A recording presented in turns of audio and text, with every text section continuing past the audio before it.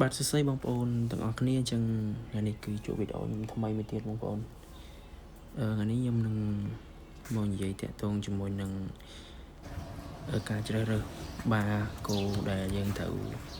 រើសឲ្យត្រូវបច្ចុប្បន្នណាតម្លៃដោយសារតម្លៃគោបច្ចុប្បន្នវាឡើងថ្លៃបងប្អូនអញ្ចឹងអ្វីដែលយើងត្រូវធ្វើនោះគឺការជ្រើសរើសពូជបានត្រឹមត្រូវបងប្អូនអញ្ចឹងសួរថាតើពេលបច្ចុប្បន្ននេះយើងគួរតែចិញ្ចឹមគោប្រភេទណាដើម្បីលក់ទៅវាបានថ្លៃអញ្ចឹងបងប្អូននេះសម្រាប់ជាកំណត់របស់ខ្ញុំទេហើយក៏ជាការយល់ឃើញសម្រាប់ខ្លួនឯងនិងចែកជូនបងប្អូនយកទៅពិចារណាទាំងអស់គ្នាបើសិនជាត្រូវក៏បងប្អូនទទួលយកទៅបើខុសក៏បងប្អូនជួយកែលម្អអញ្ចឹងសម្រាប់ខ្ញុំពីមុនគោដែលខ្ញុំស្រឡាញ់មានពីរពូជបងប្អូនមានប្រភេទគោប្រាម៉ាន់ហើយនិងគោខ្មែរប្រភេទកក្បាលណាគេហៅថាក្តោងលំសាយកអឺតហ្នឹងខ្ញុំស្រឡាញ់ពីរហ្នឹងប៉ុន្តែរ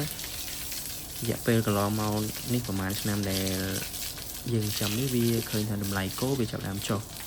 វាអត់ឡើងទេអញ្ចឹងអ្នកដែលរោចាំប្រភេទមេបាពូជទៅមេពូជល្អហ្នឹងវាអត់ទៅមាន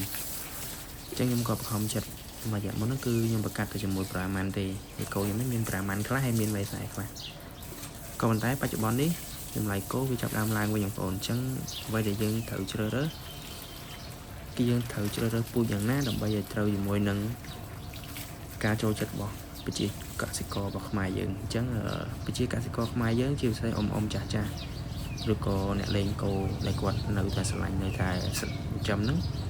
គឺពីច្រើនគាត់ស្រឡាញ់ប្រភេទគោខ្មែរដែលមានកក្បាលល្អស្អាតក្តោងទន់សាយកអឺតហើយជាប្រភេទមេគោដែលស្អាតអញ្ចឹងសួរថាយើងគួរតែដាក់បាប្រភេទណាបងប្អូនអញ្ចឹងយើងត្រូវយកមេគោរបស់យើងស្វែងរកបាដែលមានរាងល្អរាងស្អាតដើម្បីប្រកាសដើម្បីឲ្យវាចេញមកបានប្រភេទកក្បាលបងប្អូនអញ្ចឹងបានយើងលក់ទៅវាត្រូវជាមួយនឹងទីផ្សារដោយសារបើសិនជាយើងលក់បានយើងប្រកាសបានកូនឈ្មោលក៏លក់បានថ្លៃបងប្អូនព្រោះវាជាប្រភេទគោដែលថ្ងៃអនាគតយើងអាចដឹកបានទៅជាបាដូចប្រភេទគោកូនគោតូចមួយដែលខ្ញុំថតដាក់ដើមវីដេអូមកអញ្ចឹងគោហ្នឹងម្ចាស់គាត់ទិញតាំងពីវានៅអាយុ6ខែ5-6ខែក៏ទិញមកតម្លៃ9លានហើយខ្ញុំទៅដល់ឃើញស្អាតក៏ខ្ញុំថតយកមកចានឹងអនាគតវាគឺបាល្អបងប្អូនដោយសារវាមានផែនទាំងអស់វាមានបោកវាមានកក្បាលលេងមកទាំងអស់ចឹងហើយបានខ្ញុំថតឲ្យចែកជូនបងប្អូននឹងទេសនាលេងកំសាន្តក៏ដូចជាយកទៅគិតចឹងពីមុនហេតុអីបានខ្ញុំដាក់ប្រាម៉ាន់ដោយសារប្រាម៉ាន់វាជាប្រភេទគោសាច់គោប្រភេទគោធាត់ម៉ាប់បងប្អូនទោះឈ្មោលក៏ដោយញីក៏ដោយក៏យើងលក់នៅក្នុងតម្លៃមួយដែលបានគួរសមដែរដោយសារ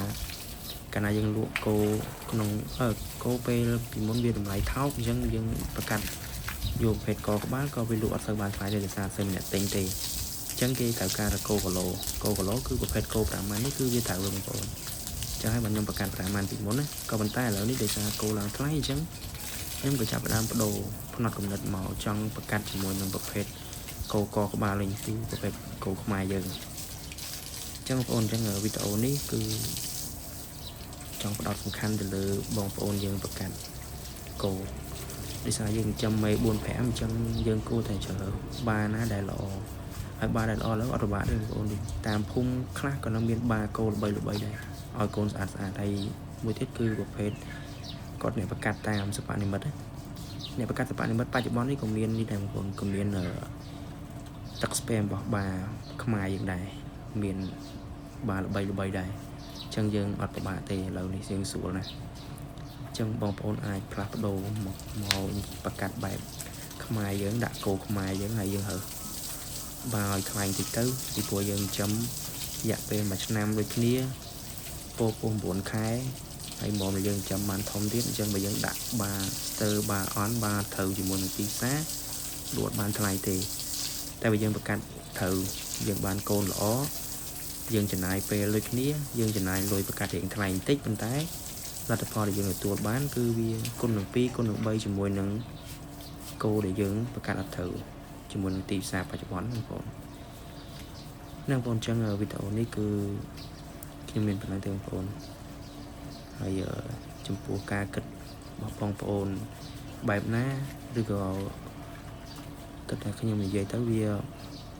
អត់ត្រូវអត់អីហ្នឹងសាច់លើបងប្អូនគិតឲ្យបងប្អូនចាណាខ្លួនឯងនេះគ្រាន់តែជាការយល់ឃើញរបស់ខ្ញុំហើយនឹងចក្ខុវិស័យរបស់ខ្ញុំដែលខ្ញុំមើលឃើញណានៅក្នុងវិស័យចិញ្ចឹមគោព្រោះខ្ញុំចិញ្ចឹមយូរដែរហើយចឹងខ្ញុំក៏ដឹងរឿងខ្លះៗដែរពីគោចឹងណាបងប្អូននៅបងចឹងវីដេអូនេះមានអីទេអរគុណច្រើនបងប្អូនសម្រាប់ការទស្សនាវីដេអូនេះហើយ